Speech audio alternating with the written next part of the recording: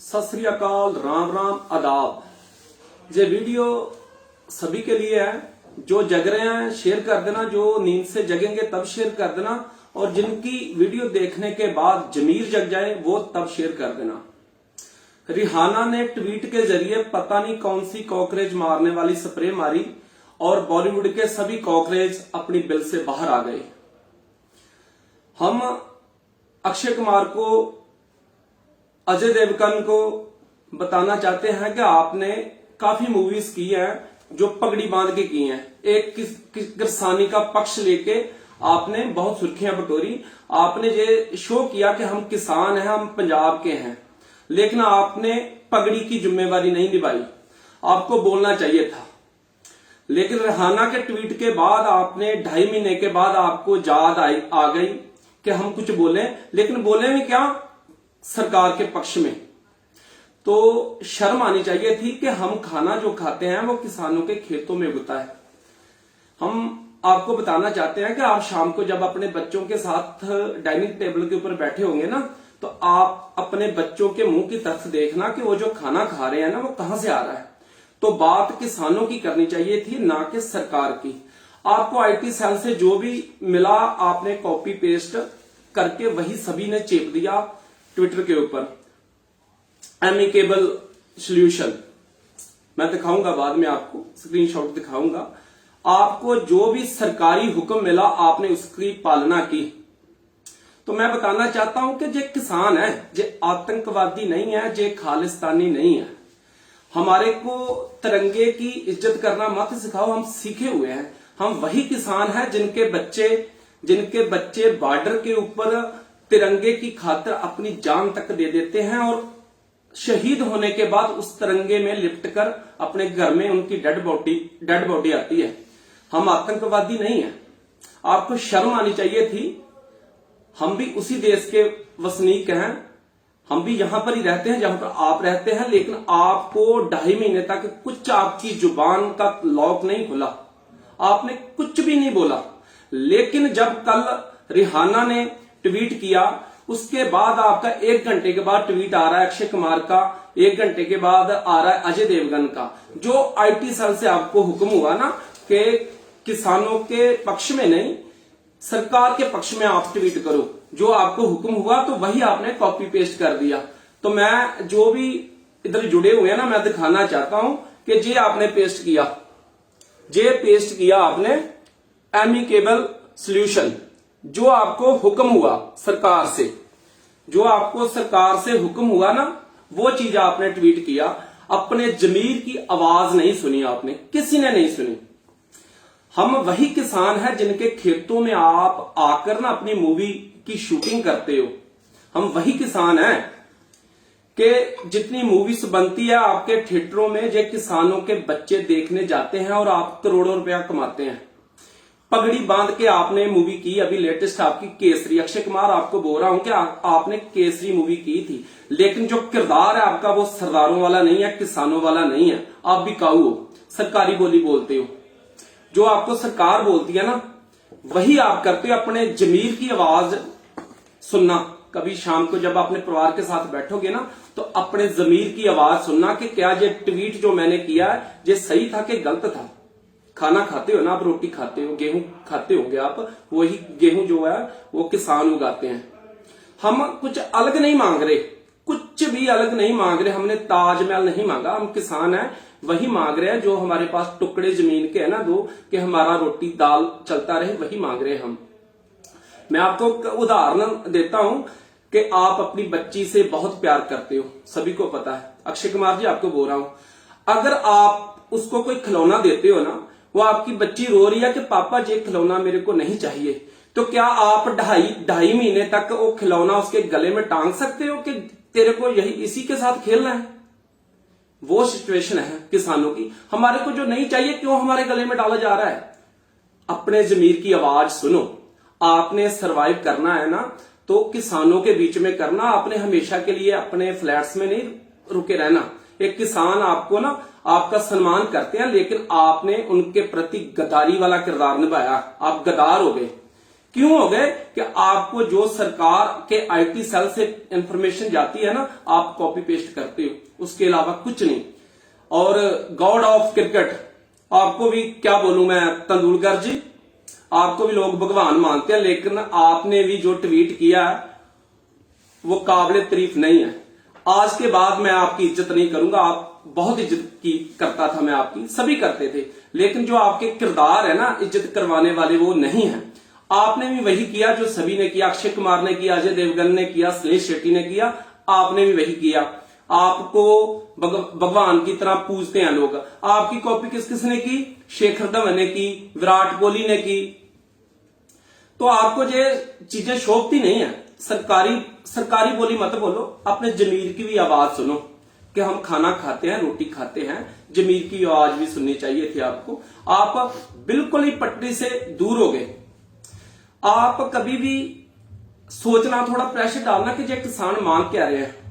हम किसी का कुछ नहीं मांग रहे, हम इस देश में पैदा हुए हैं, हमारा जो था ना, हमारे पूर्वजों का था, वही मांग रहे हैं। हम कुछ अलग से नहीं मांग रहे कि हमारे को कोई प्लेनेट दे दो, कोई ग्रह दे दो, वो नहीं मांग रहे हम, हमारा जो है वही मांग रहे हैं। तो रिहाना के ट्वीट के बाद जो उसने कॉकरोच मारने वाली है ऐसी स्प्रे मारी के पूरे कॉकरोच बॉलीवुड के बिल से बाहर आ गए। हम यहां पर जिन्होंने अच्छा बोला उनके बारे में भी बताएंगे। तापसी पन्नू ने बहुत अच्छा ट्वीट किया। क्यों किया? कि वो गोबर नहीं खाते, वो खाना खाते हैं। सोनाक्षी सिन्हा ने ट्वीट किया, किसानों के पक्ष में किया। उन्होंने बताया कि हम खाना खाते हैं, हमारी सोच जो गोबर खाने वाली नहीं है। इस बात से साबित होता है कि जागती जमीर वाले भी हैं। और आज के बाद जो जुआ वर्ग है, जो किसानी के साथ जुड़े हुए हैं ना, वो मियां खलीफा की इज्जत आपसे ज्यादा करेंगे, क्योंकि उसने शरीर तो बेचा लेकिन अपना जमीर नहीं बेचा। आपने अपना जमीर बेच दिया। सरकारी बोली के ऊपर आपने अपना जमीर बेच दिया। अंदर झांक के देखना आपने। पूरी की पूरी दुनिया किसानों के पक्ष में है। क्यों है? सोचना क्यों है? वो इसलिए है कि अपना हक मांग रहे हैं, कुछ उल्टा सीधा कुछ नहीं मांग रहे। लेकिन आपने जो सरकार की तरफ से आपको मैसेज गया कि अब मौका है आपको अपनी रोटी सेकने का, कि जब रिहाना ने ट्वीट कर दिया, आपने सब कुछ पेस्ट कर दिया वहां पर। अपने आपने जमीर की आवाज नहीं सुनी, सरकारी आवाज सुनी कि क्या करना है अभी। तो लानत है ऐसी नौकरी के ऊपर, लानत है। सरकारी नौकरी कर रहे हो आप, लानत है आपके ऊपर कि आपके किरदार बहुत अच्छे थे। आपने करोड़ों रुपया कमाया किसानी के नाम पे। कितनी मूवी बनाई आपने पगड़ी बांध के। अजय देवगन ने मूवी की थी सन ऑफ सरदार, वो करोड़ों रुपया कमा के लेके गए आप थिएटर से, लेकिन दो बोल आपके मुंह से किसानों के पक्ष में नहीं निकले। तो अब जूथ है ना, जो जब आप पंजाब में शूटिंग करने के लिए आओगे ना, शूटिंग करने के लिए जब पंजाब आओगे, तो आपको जो पंजाब का नौजवान है ना, जो यूथ है, किसान है, आपको अपनी जमीन के ऊपर शूटिंग नहीं करने देंगे, नहीं करने देंगे। बिल्कुल आपको घुसने नहीं देंगे पंजाब में, हरियाणा में नहीं घुसने देंगे, आपको राजस्थान में नहीं घुसने देंगे। एक आपका ना टेम्पू टाइप का और भी आपका बंदा है बॉलीवुड का ना, एक टेम्पू टाइप का एक और भी बंदा है आपका, क्या नाम है उसका, बताता हूं। उसका भी थोड़ा बताएंगे कि उसकी है क्या और दिखाता क्या आपको।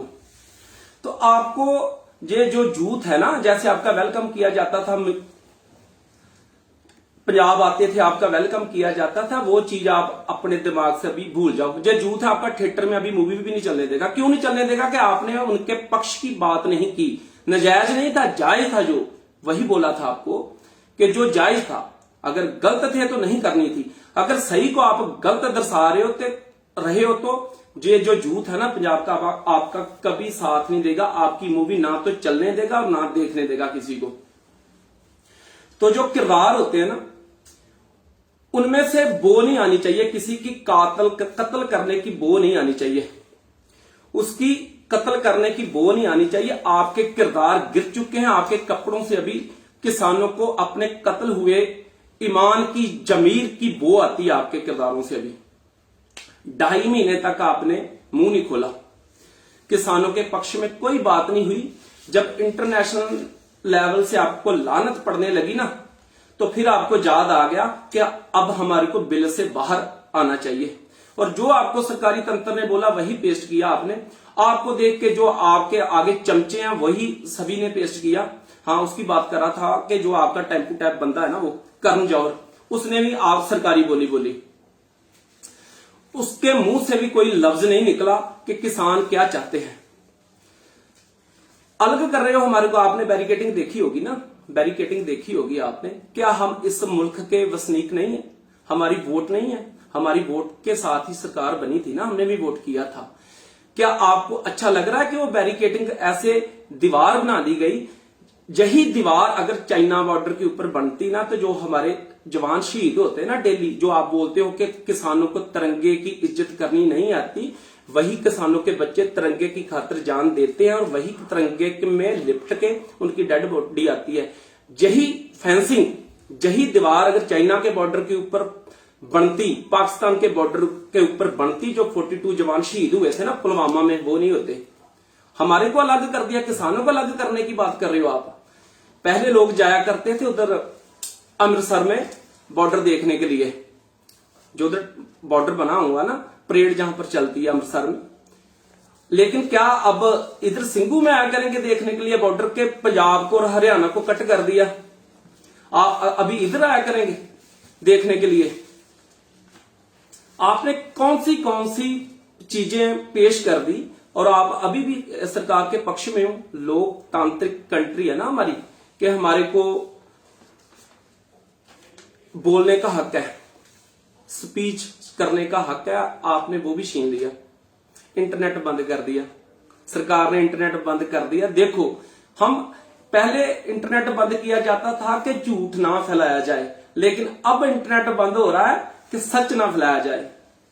कौन से मुल्क में हम रह रहे हैं? और आपको शर्म आनी चाहिए थी इन बातों का समर्थन करते हुए कि जो किसान है, मजलूम है, हमारी हालत कोई बेहतर नहीं होने वाली, कि बहुत हम जहाजों में उड़ने लगेंगे, वही हमारा जो दाल रोटी है ना वही चलेगी। और 2.5 महीने के बाद आपको क्यों याद आया कि सरकार के पक्ष में हम बात करें?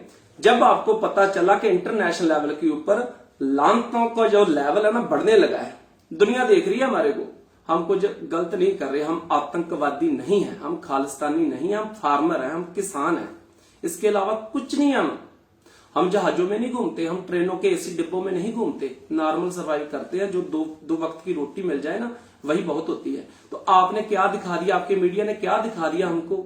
जो 2.5-3 लाख सड़कों के ऊपर ट्रैक्टर सही तरीके से किसान जत्थेबंदियों की अगुवाई में सही तरीके से चल रहा था, दिल्ली के पूरे वासी फूलों की वर्खा कर रहे थे उनके ऊपर, वो किसी ने दिखाया नहीं। और जो 35-40 ट्रैक्टर लाल किले की तरफ गए और उनको दिखा दिया, हमारे को टेररिस्ट बना दिया, आतंकवादी बना दिया। हम बताना चाहते हैं जिस केसरिया निशान से एलर्जी हो रही है ना, ये वही केसरिया निशान है जो प्रधानमंत्री बांध के जाते हैं ना अपने सर के ऊपर, पटका बांध के जाते हैं गुरुद्वारे में, ये वही केसरिया निशान है। ये शांति का प्रतीक है, ये आतंकवादियों का कोई निशान नहीं है। दुनिया के हर एक गुरुद्वारे में यही निशान सब चलता है। और इसी के नीचे एक ऐसा पाठ मानवता का पढ़ाया जाता है जहां पर यह सिखाया जाता है कि सब मिलकर बांटकर खाओ। और हमारे को आपने क्या दिखा दिया? हम इतने बुरे नहीं थे जितने आपने दिखा दिया। तो हम दोबारा बोलना चाहते हो कि कब जब आपके बच्चों के साथ आप बैठे होंगे ना, उनसे सलाह मशवरा थोड़ा करना कि हम ये जो खाना खाते कहां से आता है, कौन उगाते हैं, हम उनको कितना गलत प्रचार कर रहे हैं।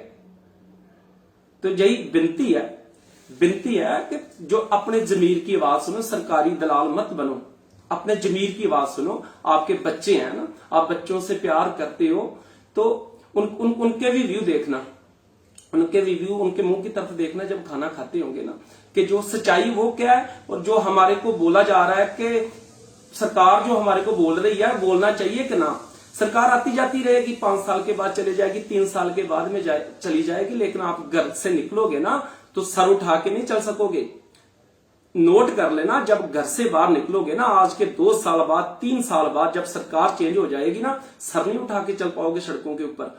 आपको सर नहीं उठाने देगी जनता, आम जनता आपको सर नहीं उठाने देगी। नोट करके रख लेना, अपनी जेब में लिख के। अगर आप सच बोलते हो ना, तो आपका सम्मान किया जाएगा। अगर आप झूठ बोलते हो आपको निकलने नहीं देंगे घर से लोग।